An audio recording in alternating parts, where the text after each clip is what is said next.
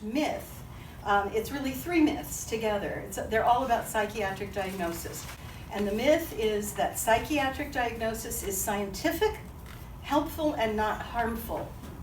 All right? And related to that, the myth that Trump is mentally ill. I've written a book and edited another book and written a lot of papers documenting that I was on 2 DSM-4 committees. So I went there as an advocate. I was teaching my grad students, look, isn't it great? It's scientific. That's what they say in their ads. And they're psychiatrists who are helping professionals. So I went there as an advocate of the DSM. And after 2 years on the task force, I resigned on ethical, moral, and professional grounds, because when there's good research that doesn't fit with what the 12 top, mostly white male American psychiatrists want to put in the book, when there's good research that goes against it, they ignore it, they distort it, or they lie about it. And I used the word lie when I wrote the book about this. They say you're crazy, and they have not threatened to sue me because they know it's true. When there's junk science, it's really easy to make junk science look like it's whatever you want it to be. They use it as though it's good science. So there's way too much to say, but within 5 minutes, just know that psychiatric diagnosis is not scientific. Doesn't mean people don't suffer, and don't suffer in many different ways for many reasons, and it doesn't mean they don't deserve help. But psychiatric diagnoses are not scientific, they're not reliable, and they're not valid. You can get 2 therapists in the same room with a person at the same time. They will not give them the same diagnosis. Or one therapist can see the patient now and then see them a few months later, give them a different diagnosis. Or all these personality disorders are supposedly lifelong, and then they see somebody else who says, oh no, you're not borderline, you're narcissistic, or you have ADHD, or whatever. So there's not even reliability over time or simultaneously. So there cannot be anything valid about them. So psychiatric diagnosis is unscientific. The second part of the myth, that it's not harmful, it's terribly harmful. Everything from plummeting self-confidence to death for various reasons. And because I'm in a hurry, I won't name the various kinds of harm, but there are so many. But every time I've been working on psych diagnosis since 1985, every time I think, well, now I've heard every kind of harm that can possibly start with psychiatric diagnosis, I hear another one. I heard another one just the other day. And the third part of this myth is that psychiatric diagnosis is helpful, that if you get your label, then they'll know how to fix you. Nothing could be farther from the truth. It tends to stream people away from finding out what will really help you. And in a book I edited called Bias in Psychiatric Diagnosis, which is about racism, classism, sexism, homophobia, and ageism in diagnosis, Jeffrey Poland, brilliant guy, wrote a chapter about schizophrenia, in quotes, and he just tears apart the research showing that it's an entity. He also talks about how once you say somebody's schizophrenic, you stop looking at them, you stop thinking about who is this. Okay, and then Trump. I wrote a piece, if somebody wants to write to me, I'll send you the link. It's called The Truth About Trump and Psychiatric Diagnosis. I urge you to say to people, there's a difference between being mentally ill and being evil. And ask people who say, oh, he's mentally ill, even if you say narcissistic personality, so ask them, what do you think it adds to our understanding if we say he's mentally ill? Would we have said Hitler is mentally ill? It's a kind of mitigating factor, not to mention that it's a great insult to other people who have diagnoses. Okay, that's the second myth is there are no biases of any kind that enter into the process of psychiatric diagnosis. Now, I referred to that briefly, and this includes in diagnosing, there is no sexism, racism, classism, homophobia, ageism, or transphobia. And as I said, there's a whole book that I edited about that, documenting the various forms of it. But just one example, there's a study that showed if you have a black man and a white man and they go to see the same psychiatrist and they don't make eye contact with the therapist, so the white guy gets told, well, what you're going through is normal. And the black guy is called schizophrenic It's that stark. Okay, and Lauren. I think just the overrepresentation of people of color and how all of it is based in class, in court-ordered and forced and compelled services is a problem that we absolutely as a society must be addressing. The numbers that the Duke study put out, and I think that there are numbers since then that may even be greater, show African Americans are 3 to 8 times more likely to be court-ordered into involuntary outpatient commitment. In New York State, 5 times more likely statewide. But I've been trying to call attention to a new law that was passed in New York and signed into law in 2015 that applies to the prison system. And what it essentially does is mandates involuntary outpatient commitment and screenings for anybody who had involvement with psychiatry 3 years prior to release or incarceration, whichever is longer. So the idea that there is now an entire system where there's clear overrepresentation of people of color, clear disparities, clear racist practice, clear classist practice in terms of how people wind up in the prison system in the first place and then their legal defense, that now is an entire another system that's under target for court-ordered psychiatric involvement.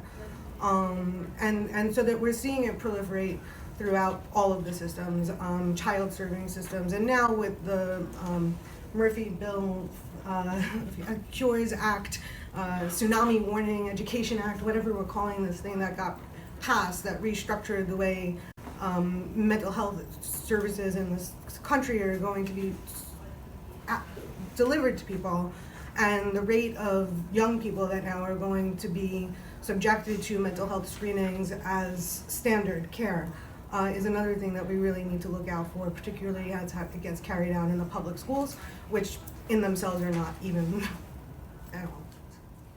Right, great. And you know what? So the next myth is there's a high cause-effect correlation between having a mental illness and being a prisoner. And what I want to talk about, I love research methods, and I want to talk about how do we come to believe that there's a high correlation between being mentally ill and being a prisoner. And you know, anytime any of us say mentally ill or mental illness, just put quotations around it, right? But this is looked at from the outside, you know, not people like us saying a high correlation between the two. First of all, Alan Francis, the king of DSM-4 and the most powerful psychiatrist in the world today, has tried to call people's attention to the fact that there are these sorely neglected prisoners who are mentally ill, and often seriously mentally ill, i.e. they need Seroquel, Risperidone, you know, the worst of the drugs, languishing in prison, not getting the treatment they need. There certainly are lots of people in prison who aren't getting the help they need. That's very different from we need to diagnose them as mentally ill or identify those who are mentally ill. Pretty much everybody in prison has suffered. Pretty much everybody in prison is suffering for being in prison in many ways. Certainly they've lost their freedom. And what often happens is that these are the things that are increasingly making it look like big correlation between mental illness and being in prison. And one is that if you're a defense attorney, you want to get your client diagnosed with a mental illness because then it's a mitigating factor and they may get a lighter sentence. The problem is that then once they're diagnosed, they may be committed to a mental hospital where there is not a finite sentence like when you're committed to prison. So that's one artifact, is that we're getting people diagnosed in order supposedly to protect them from a high, a long prison sentence.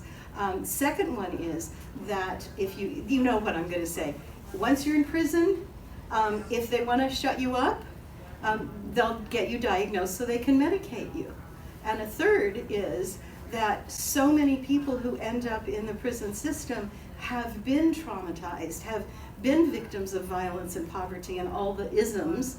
And so, yeah, they're miserable. They are miserable. And then it's really easy, even if they're not making trouble for the guards or whatever, it's really easy to say they're mentally ill. And here's how we're going to rehabilitate them. Let's get them diagnosed and get them on medication. So that's another one.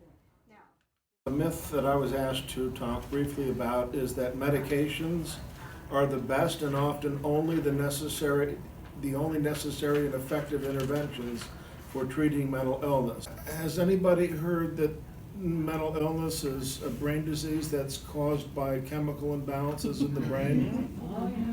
And that if you get the right medication, it'll correct the imbalances, much in the way that insulin helps people with diabetes? And everybody knows that's really just a bunch of bullshit, right? Because it's really the line and the foundation of the pharmaceuticals industry's promotion and the way that they've sold the American public and many places around the world this bill of goods that medications are critical for mental health care.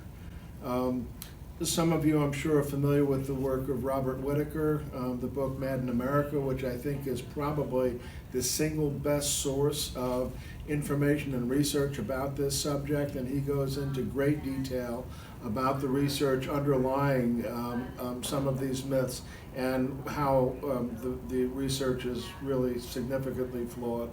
And he also has a website, and so that's another great resource for information about medications. But there may be some benefit for some people for short periods of time to use medications in a time of crisis or in some other way. But this idea that they correct chemical imbalances and that people need to be on medications for the rest of their lives is essentially unfounded. In fact, there are some significant studies going back to Courtney Harding and then with Harlow and some others that you'll see on his website that really show the long-term recovery of people who have stopped taking medication is significantly better than people who have continued to use medication. Some individuals came together and wrote a peer statement on medication optimization, and I brought copies on the table here for anybody who's interested. But it starts by saying that people ought to be able to decide whether or not medications are something that they feel are going to be useful, and they need to be able to make those decisions with good and sound information. And you heard at the keynote lunch today, the young lady talking about when she was a child that she was prescribed medication. She had no say whatsoever in whether or not she wanted to participate in that. So medication optimization acknowledges that for some people there may be some benefit, but it's a very much more intentional and cautious approach to the use of medication. So first, try other things first. Medications, unfortunately, are oftentimes the first and only intervention that are offered to people. And we know that 70 to 80% of people taking psychotropic medications receive no other kind of supports. They're given the medication, and that's supposed to correct the imbalance, and everybody lives happily ever after. But we know that there's tremendous harm with long-term drug use. As a matter of fact, the National Association of State Mental Health Directors issued a paper, I don't know, must be 8 or 10 years ago now, about people in the community mental health system living 25 years less than the general population, and that was often attributed to lifestyle issues like smoking, obesity, things of that nature. But more and more evidence is showing that much of that is because of the damaging effects of long-term medication use. I'd just like to add a couple of things real quickly. Robert Whitaker's first book about this is Mad in America. The second book is called Anatomy of an Epidemic. Oh, that's the one I meant to reference. Yeah, sorry. but Mad in America is about schizophrenia and how what got to be listed as the criteria of schizophrenia were actually the effects of the drugs they were put on once they were diagnosed as schizophrenic. So that's a great sort of general intro. And then Anatomy of an Epidemic. Whitaker's a Pulitzer-nominated journalist, scrupulous researcher, and so he took very middle-of-the-road entities, the World Health Organization and National Institute of Mental Health, and everything in the book is based on data from there. And what he showed was what Steve said, that for every psychotropic drug, they help some people sometime, at least for a while. But the vast majority of the time, they do more harm than good. And what he showed was 3 classes of drugs: the so-called antidepressants, anti-anxiety drugs, and antipsychotics. If you look at time 1 was before that kind of drug went on the market, what was the recovery rate from the suffering, and what was the rate of going on permanent disability? And for each one, before the drugs came on the market and now, and for every class of drugs, the recovery rates have plummeted and the rates of going on long-term disability have skyrocketed. One other thing, there's not a lot that's known about how, if you want to reduce or withdraw from drugs, get off the medications, I recommend a website called the Icarus Project. They're really quite wonderful. And then there's a book by Bregan and Cohen, kind of an old book, but it's still really good, called Your Drug May Be Your Problem, about withdrawing from drugs, and so I recommend those. Now, And next, there's a new there's one. what? Compass? Yeah, inner compass. The next myth is evidence-based approaches. That always sounds so impressive, evidence-based. They reduce emotional suffering. So Amy's gonna, did you want to kick that off, or did you want me to say my little thing at first? Oh, go ahead and say your little thing. I'll say my little thing at first, And then okay. I'll So wrap I that. mentioned I love research methodology, and I co-authored a textbook about research methods. And when I heard evidence-based, I thought, oh, great. And then I thought, most research on human behavior and the varieties of human suffering is not very good research, often because it's funded by the drug companies, but also, even if it's not, how do you study human behavior when it's about something as complex and multifactored as suffering? And so if you say, well, we're going to do an experiment in a lab, and here's the result, well, how do you apply that to somebody who has been through what we heard about at lunch, or today, or whatever? And if you try to do research in the real world, there's an infinite number of factors you need to be looking at. And so, what's his name? Kasdan, is it Alan Kasdan at Yale, Kzdin, has written some brilliant, just decimations of the notion of evidence-based approach, because who's going to decide if the evidence is any good? You need to look at every study and say, most of them aren't very good. And so we need to disregard those when we're looking at what evidence do we have that might be helpful to people. Okay, over to you. Well, Paula taught me how to read studies and how to assess information. And it seems on the outset that would be a really complicated thing. The horrifying thing about biological psychiatry is how easy it is to just scratch the surface, just the tiniest bit, and see.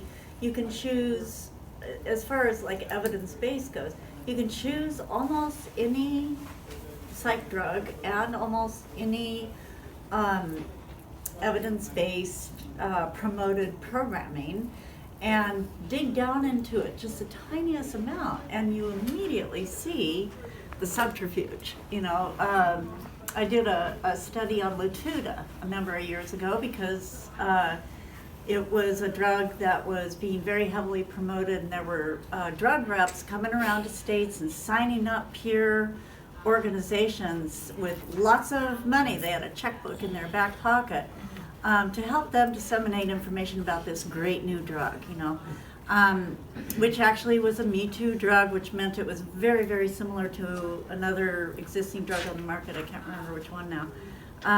Just like a molecule difference. And the studies, large studies for big blockbuster, presumably drugs, have got names usually. And Latuda had a group of studies called the Pearl studies. And 5 minutes, you look at it and you see that all of the studies that showed negative outcomes were just thrown away. They didn't submit those to the FDA. And then you look at how the placebos were compared, and the doses, and the type of people that they recruited into the study, which almost always are middle-aged men. It's just really there's no science to it. It's industry driven, and it's really focused more around marketing than it is therapeutic benefit. And the problem with evidence-based for programming and protocols is that the protocols that we find helpful aren't studied because there's no money in it. At the end of a study, if you find out that peer-run respite centers have great outcomes, are inexpensive to operate, and people that leave them generally go on to have better quality of life than folks that, say, went into an emergency hospitalization and then, left with a sack of medications. They don't want to promote that because I don't know why. Honestly, after doing this kind of work for 25 years, I feel like it's a juggernaut. In Colorado, we did a study of high utilizers because high utilizers in the public health system utilize up to like 85% of the resources. And it turned out that our 500 high utilizers in the behavioral health system in Colorado entered into the system as children in Colorado and were engaged in multiple systems. They scrubbed that out of the report. And that this was like maybe 6 years ago. And actions like that tell me they're not really interested in finding out the core issues and the core causes and how we can look at the failures that we've had over the years and do a better job, It seems as though the wheels turn in order to keep the wheels turning, a wheel inside a wheel inside a wheel. So there's just no science to it. The evidence-based is a word that doesn't mean anything. Right, and This is a myth. You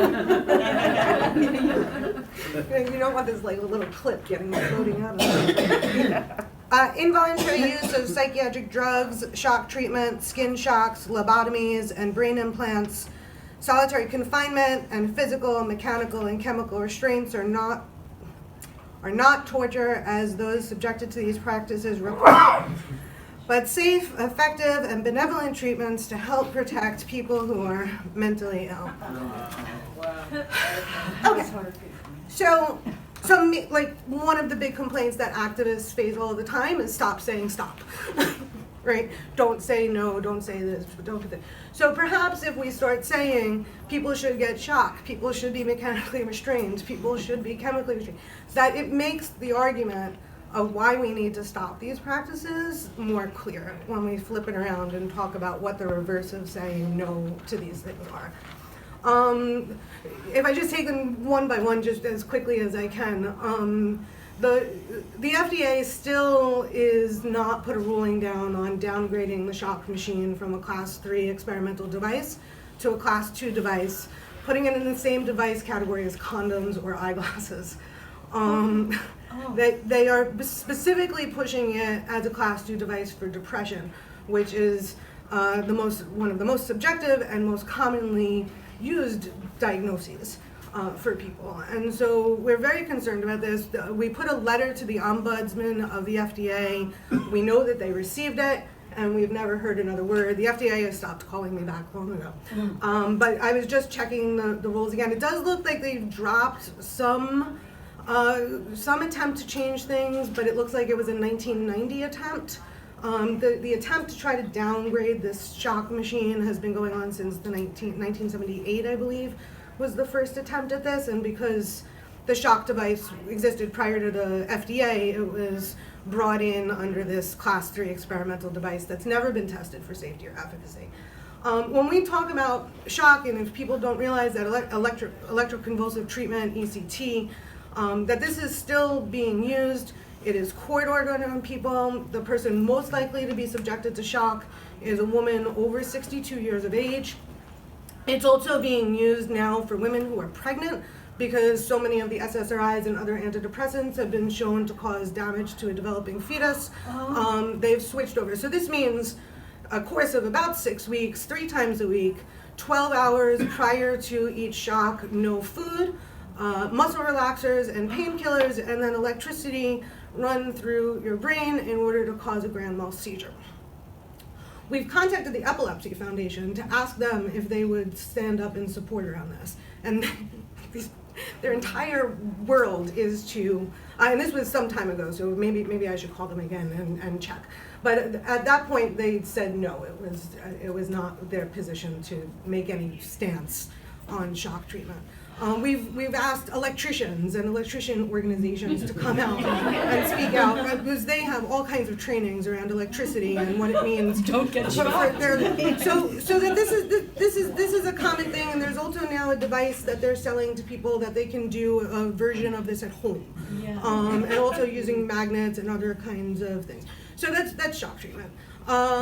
Wait, could you just, I just don't want that to go by so fast. Yes. You know, people have contacted me, because I work with vets a lot, and they say, oh, they're traumatized, so we've got this device, and it sends just a bit of electricity through the brain.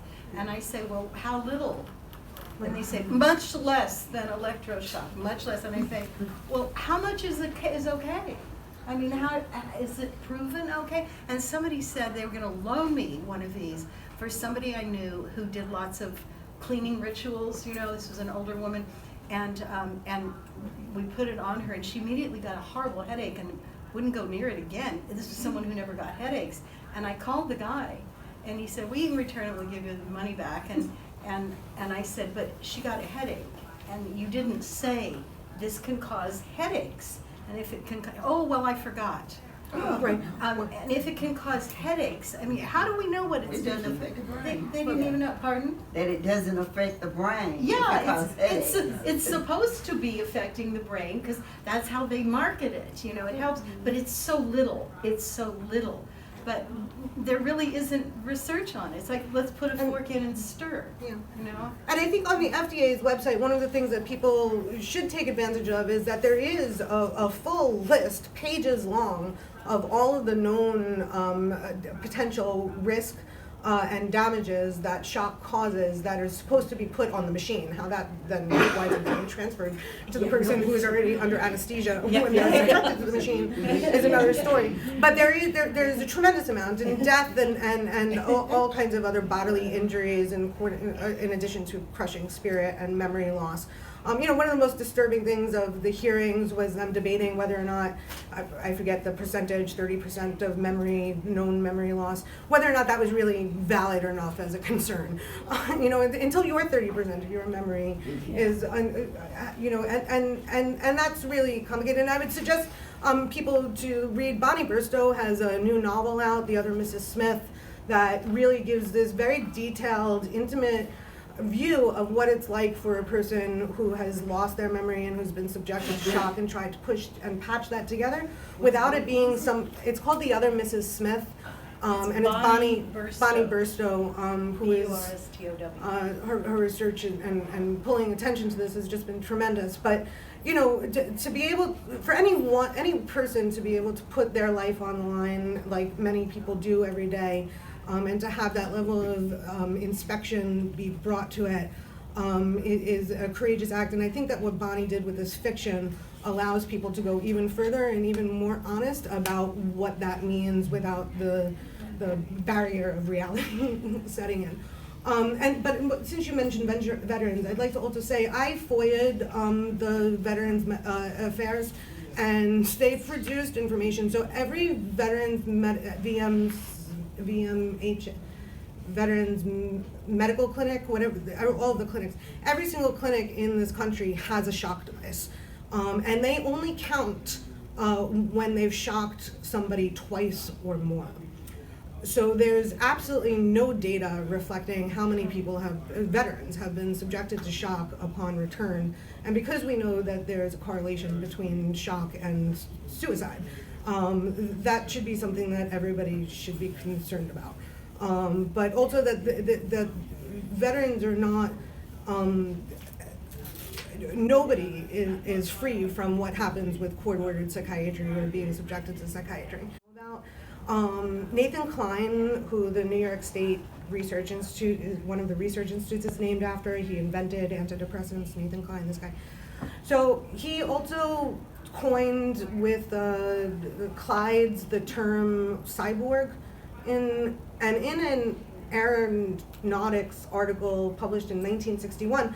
They were talking about the technology that they possessed in the research lab at Rockland Psychiatric Center that I'm in the process of putting together a FOIL for to try to access this information for the dynamic research lab of a technology to put a pump underneath the skin of an astronaut so that if an astronaut became psychotic in space, they would be able to forcibly inject them from Earth with the antipsychotic. 1961. Nathan Klein and Clyde. So, right, that changes everything, right? Like, Wow. so nobody is free from the potential of court-ordered psychiatry or the state coming in to inject chemicals or other kinds of means of controlling the body, or physically locking it up, or holding you in whatever pattern that needs to be held to met so that you remain free. And the racist and classist and sexist and gendered and all other kinds of oppression based on religion or spirituality or choice of any kind are so real and so need our attention that organizations like NARPA are so important to be able to pull that focus on it. And all of these other things, lobotomy is still happening. They call it neurosurgery for psychiatric disorders. They're still using skin shocks. They're still using all kinds of aversives, restraints and solitary confinement or standard practice without blinking. And people's lives are being destroyed, and the younger they now are being able to be brought into the system, even in New York City, with every pregnant woman now being evaluated by New York City law. There's really very little escape. That we're living in the first generation that is not going to know what it means to not go to a psychiatrist. It will be as common and basic as going to the dentist or any other medical professional with no medical evidence for anything that they're talking about, and how we can try to switch the conversation around so that we can get truth injected back into this story. I think is going to be a really important work for us. As I was a counselor and worked with a lot of people that had histories of horrible abuse and trauma, I think the metaphor can also apply to the work that we're trying to do here at NARPA in our individual capacities. And the metaphor is this, a pile of manure and a pile of fertilizer are really the same thing. But what are you going to do with it? And we're talking about a lot of manure here today, okay? But that's not the end of the story. Let's turn this into fertilizer and keep fueling the movement forward to protect rights and correct a lot of the injustices that are playing out in all these different myths that we're talking about today. So the next myth, remember it's a myth, is this: it is important to direct people to call the police when they do not know how to respond to someone who is mentally ill, and when a therapist leaves work for the day, they should leave a message on their answering machine directing people who are in a crisis to call the police. If the myth part of this is that people actually are believing that that's going to help somebody. And in fact, what happens, and we heard it at lunch, and we hear it all the time, I'm sure all of you have heard this all the time, because of what happens when people are honest about what they're thinking and feeling, and they know what is at risk, that their rights may be taken away, that they may be put involuntarily in a hospital, that they may get forced medications or other forced interventions, and a whole myriad of cascading things result from that. It's really important that we look to foster alternatives so that we can allow people to be honest and open about what they're feeling. We are having a suicide awareness walk on Sunday in our town. Because there's a lot of concern, and there have been several pockets where there's been this contagion of suicide. But one of the dilemmas that we have is that we need more opportunities, safe places for people to go and to be, get the support that they need and have the freedom to talk about what's really going on, because the nature of our system is such that when people talk about it, bingo, there's a whole bunch of things that happen. So we don't allow people to talk about it, and that's a big problem. So I would just say, there's even been efforts by NAMI and others to create scenes that will allow the police to come into a domestic, maybe somebody's home, maybe a child or somebody is being disruptive and in a crisis, and to reinforce the need for some type of action by the police to create a scene, turn over chairs and do things like that. And to me, it's kind of sad that we've gotten to be so desperate. And it just seems like we've got to do a better job of creating these alternatives. And I love the response when the women who were speaking at lunch today talked about the need for peer support. Because I really think at the end of the day, in our community, we have a small peer support program and we have a big mental health agency. My dream, and I don't know if it'll ever come true, but I'd love to see our community mental health agency be this little dinky hole in the wall, and our peer support program really be the flagship for our community. So, calling the police when somebody's in distress may seem like a well-intended thing to do, and people are really afraid, and we have to respect that. I mean, if it's somebody you care about and you love and you're desperate and there's this crisis situation, but I really think that it behooves all of us to look and do everything we can to foster better ways of providing resources and support to people when they're in distress. Lauren, I think you had some comments about this one too. Yeah, and surviving race at the intersection of disability and justice, and disability, race, and social justice. Facebook group. We have a campaign to stop calling 911 for 5 ideas for safety from the police for people who have psychiatric histories, and really, and there are going to be copies that'll be of it downstairs later that everybody will have access to. Did you say that's a Facebook page? It's Surviving Race is a Facebook group, and it really began in maybe 2014 in response to and Eva was also instrumental in that in response to police killings and police brutality. I believe it's somewhere between 1 out of 4 to half of people killed by the police have disabilities, and it's 1 out of 4 definitely have psychiatric histories, and they're getting called on wellness checks.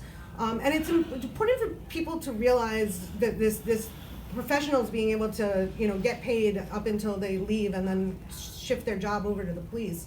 This call 911 if you have an emergency is the most irresponsible, unethical thing that has ever happened. But beyond that, what's happening when people are calling the police that nobody ever really, I think, thinks that final step too, is that you're calling somebody who has a gun. That's what you're calling. You're calling a gun. And if we can get it out of people's heads that a gun is not going to add to any solution that's happening there, then maybe we would be able to reverse some of this issue of the fear and violence that comes along when people are and how alternatives can happen. You look like you're about to. Well, and I just wanted to add, so it's Suicide Prevention Month, right? And all of these crisis lines, suicide prevention crisis lines, if they feel that you are at risk of hurting yourself, there's police that are coming to your house. Right. Yeah. And I hear story after story of not only doors being knocked down and people being assaulted, but people are dying. Yes. I mean, they're being murdered in their own homes for wellness checks. And so I think we need to have really infiltrate this whole kind of suicide prevention, national, it's all about awareness and getting more services and crisis services. If the response is going to be calling the police ultimately. It may not be the worst thing in the world, but I'm not a big fan of them. And when we talk about alternatives, I think we need better alternatives to crisis intervention teams as well. And that's why I really want to emphasize the role of peer support. And it doesn't even have to be at an agency or a program. It could be peer support with a neighbor, your hairdresser. I mean, you know, it's just about human connections and being with people who you can trust, who are safe, who are not judgmental, and so on. I'll make this really quick. I mean, I think we really to not calling the police. I remember the first time I heard our legal director talking to a client and said, you don't want to end up interacting with the police because you could end up dead. And I was walking by his office when he said that, and like my heart sank. But the more I've observed, it's very, very real. And I found myself saying it to people, which sucks because, you know, you think the whole serve and protect thing, but You're supposed to be able to go to the mental health system to get help when you're suffering. You're supposed to be able to call the police to save somebody from suicide. These are myths. Yes. Yeah, and Absolutely. we're gonna talk about Yeah. some alternatives, but you, Amy, you wanna do the suicide one now? The myth is that psychiatric treatment prevents suicide. So, my lifelong experience of watching, and you know, I was a state organization, and you know, we talked with people statewide a lot, is that that's just not true. That a lot of times, if social determinants are addressed, the things that are the stressors, if abuse is addressed, then the person can recover naturally and develop some resilience. And but the drugs tend to cause suicide more often than Could you repeat the opposite. CZY? CYP. There's lots of CYP abnormalities. The one specific to psych drugs is 2D, as in dog, 6. So if you Google CYP 2D6 psych drugs, or the drug you're on, any drug you're on, and those CYP, you can find warnings on them. So the other part of that myth is that mental illness is what causes suicide. If you haven't heard Susan Stefan, you won't want to miss it. She said last year at NARPA, suicide, too often, if somebody tries to kill themselves or they have killed themselves, if they hadn't already been diagnosed as mentally ill, they're diagnosed as mentally ill because of the suicidal thoughts or the suicide, which is just horrifying to me. And she said, you know, this beautifully ordinary thing that we need to educate everybody about, talk about it at cocktail parties. Suicide is a way of saying I'm experiencing intolerable pain. And so what we should do is not put them into hospitals and give them drugs that increase the rate of suicide, but we should be saying, what would make your life worth living, and how can I help you get there? Okay. Can I add something to the suicide piece? So there's a research looking at 50 years of data that says that the highest risk of suicide is 2 weeks after a psychiatric hospitalization and 3 months. So I just want to put out there that the response of locking a person up, being suicidal, is actually putting them at risk for suicide. Right. Excellent. And okay, so that's a good lead into the next myth. This myth is alternatives to the medical model of healing traumas, including intergenerational trauma, only waste taxpayers' resources. Okay, now in 2011, I organized a conference at Harvard Kennedy School called A Better Welcome Home. It was for veterans and their loved ones, but these approaches apply to anyone. And what we did was we had 24 people from all over the country, all different arenas, each speak for no more than 10 minutes, and we got all these videos on a website I'll tell you how to find in a minute. And it's not every kind of alternative approach, but they apply to everybody, not just veterans and their families.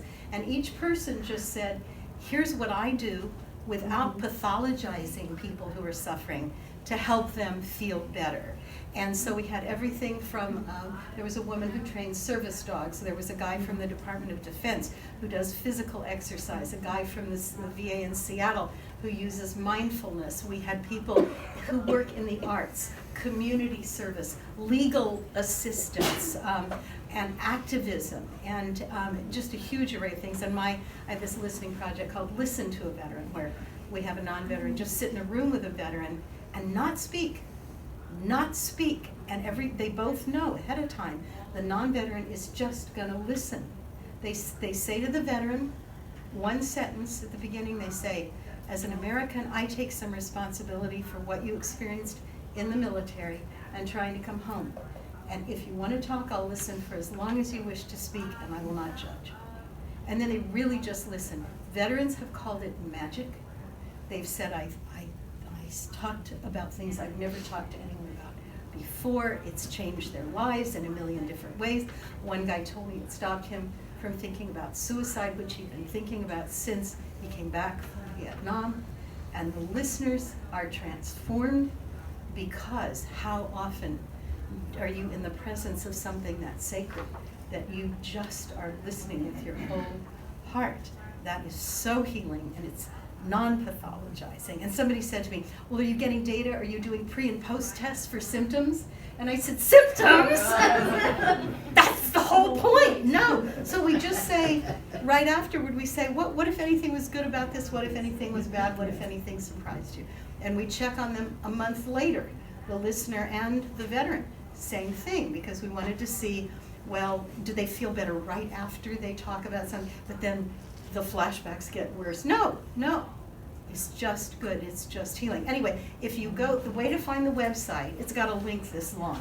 But if you know how you can do that search, and you put in parentheses and in quotation marks, a better welcome home, and then right after that in quotation marks, Harvard Kennedy School. And what's the other thing? Harvard Kennedy School, and probably that'll get you there. If not, write to me, paulacaplan@gmail.com, and I will send it to you. And for yourselves, for your loved ones, for anybody who comes to you and they're suffering, have them go there. Just scan down. All the videos are there. Gardening isn't in there. Warm lines, which we'll talk about more in a minute, are not in there. You know what warm lines are? I'll just say it with, okay, warm lines. Okay, somebody mentioned it at lunch today. That's great. They don't call the police when you're feeling like killing yourself. They listen to you, and they're supportive, and they say, I want to talk to you tomorrow too, instead of I'm calling 911 right away. Anyway, and have people just scan down that list of videos and see what grabs them. Are they interested in the arts? Do they love animals? Do they want to do educational things for the community? And then click on the videos, and it has the contact information for each person in the video. So if you want to have a service animal, you can contact this woman and see who in your area provides them. Or if you want to train a service animal, anyway, you get the idea. So that's a whole bunch of alternative approaches that are non-pathologizing, and they have little or no risk whatsoever. Steve, you were going to say a couple of things to, Paula and I were sharing this one, but I gave her most of the time because she's much more articulate than I am. But two things I'll say about this. First of all, we talk a lot about mental illness, but we all know that mental illness really isn't a thing, right? So let me just share, many of us in this room knew and loved Pat Risser, and one of my favorite quotes that Pat used to share all the time. I don't believe in mental illness. My thoughts, moods, feelings, and emotions are not a disease, disorder, or an illness. They are me. They are the essence of my being and what makes me a unique human being. Love that quote. The other piece, and it's going to be another quote, I don't know anybody that has healed from trauma or recovered from any kind of a mental health condition, or recovered their sense of self, which is really, I think, what recovery is all about, that they weren't cared for by other people, that they weren't connected to people who cared about them and supported them. So real quick quote by Margaret Wheatley. She happens to be a management trainer. But I love this quote. Most cultural traditions have a story to explain why human life is so hard, why there's so much suffering on earth. The story is always the same. At some point, early in our human origin, we forgot that we were all connected. We broke apart, we separated from each other. We even fragmented inside ourselves, disconnecting heart from head from spirit. These stories always teach that healing will only be found when we remember our initial unity and reconnect the fragments. I don't think we find that in the medical system. So I'll just leave it But at you that. find it in ARPA. You find it in ARPA. This is actually the Pat Risser quote was going to be for my next myth here. Myth, remember, mental illness causes gun violence, including the myth that therapists can cure or even predict violence, and putting the mentally ill in prisons or other locked institutions will greatly reduce gun violence. I'm afraid that what we've been reading for the past several years is very much in contrast to what was happening back in the 80s when the deinstitutionalization movement began to promote the getting people out of state hospital institutions, giving the money to communities and allowing communities to provide the kind of supports that would help people in the long term. And what I think is happening now is what I'm calling the deinstitutionalization movement. I think there is a tremendous movement now to, I know in Ohio we're building more state hospitals. Money that was once in the community is now being siphoned off to build bigger and better state hospitals. And that is a very unfortunate development. I think it's really a misnomer to say that mental illness causes gun violence. First of all, we know that guns are there, okay? So gun violence, I think one thing we can do to address gun violence specifically is to do something about our gun laws. But the other piece of this is just went out of my head. Just, I don't know what else to say. Want me to say something while you're Please, thinking? say it, Okay, I'll so come just back while, to while me. he's thinking, and whatever you think about politics in the Middle East, the Israeli armed forces found that, I mean, you know, here are all these young people with a sense of purpose and commitment, whatever you think politics, right? And they found that when they said to them, when you go home on R&R, you have to leave your guns behind, the rates of suicide plummeted. So just take the guns away. Guns kill people. Yes.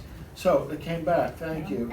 So mental illness, I don't think there's any evidence that mental illness causes gun violence.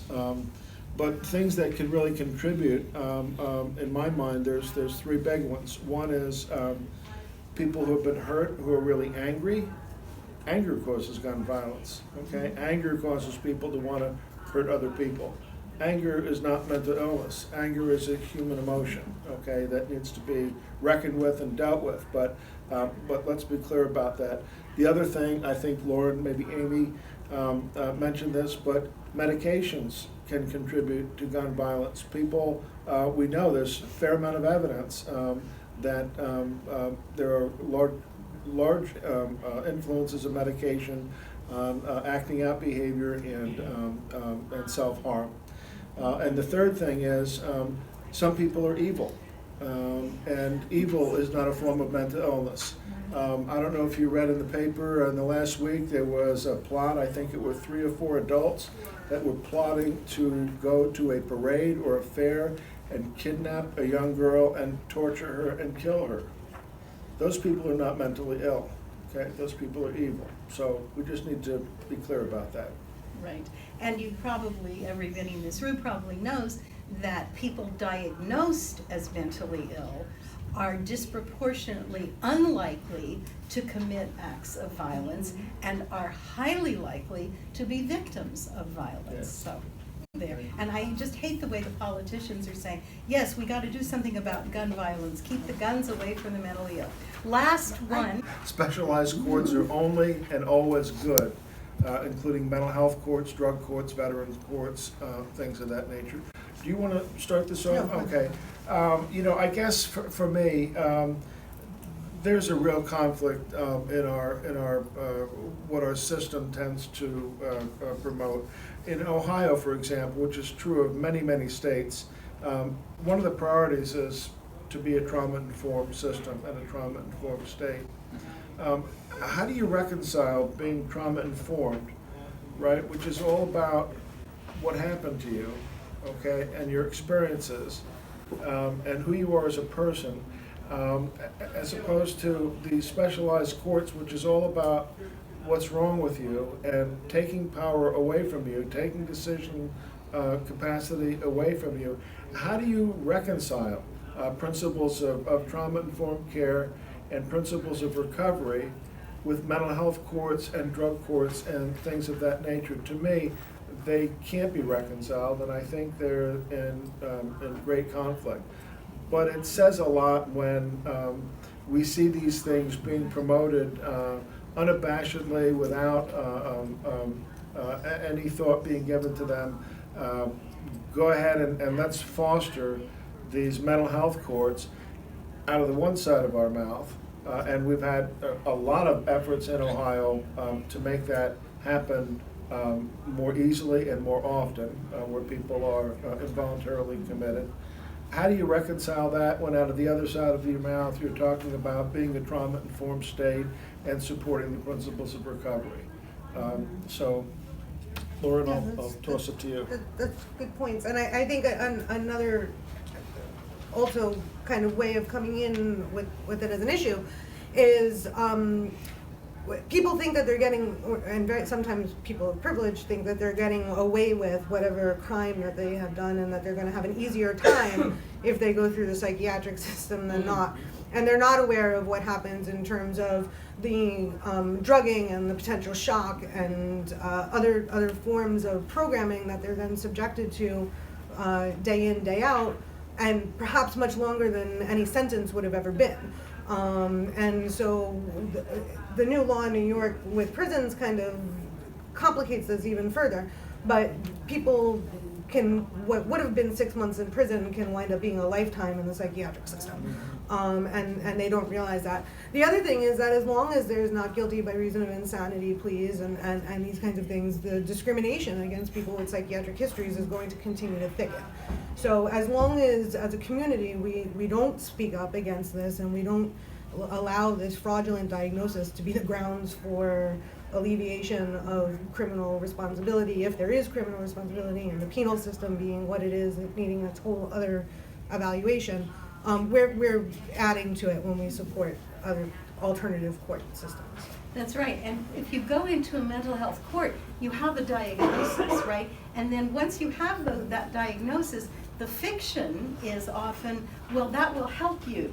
They'll understand, poor thing, you have bipolar disorder. Actually, you're more likely to be deprived of your human rights because of having a diagnosis. And I just want to say one thing, and then we'll have a couple of questions. Something for people to keep in mind and tell everybody you know. There are two criteria that should always be met anytime anybody recommends anything for someone who is suffering, as if the recommender is a professional or somebody else.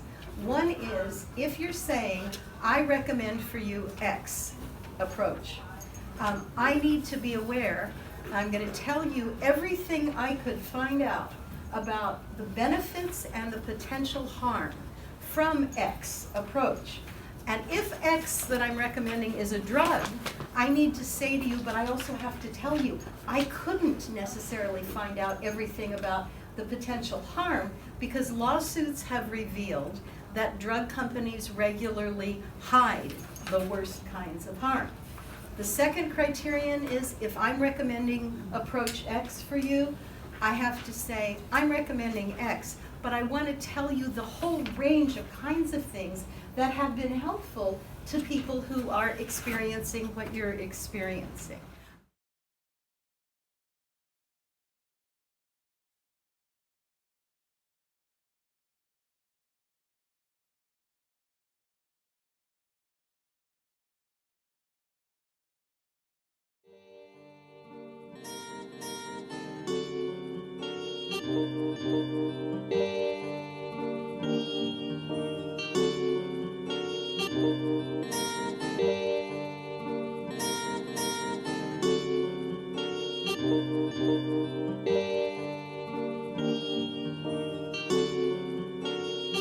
Feels like the whole world's on fire and it won't stop burning.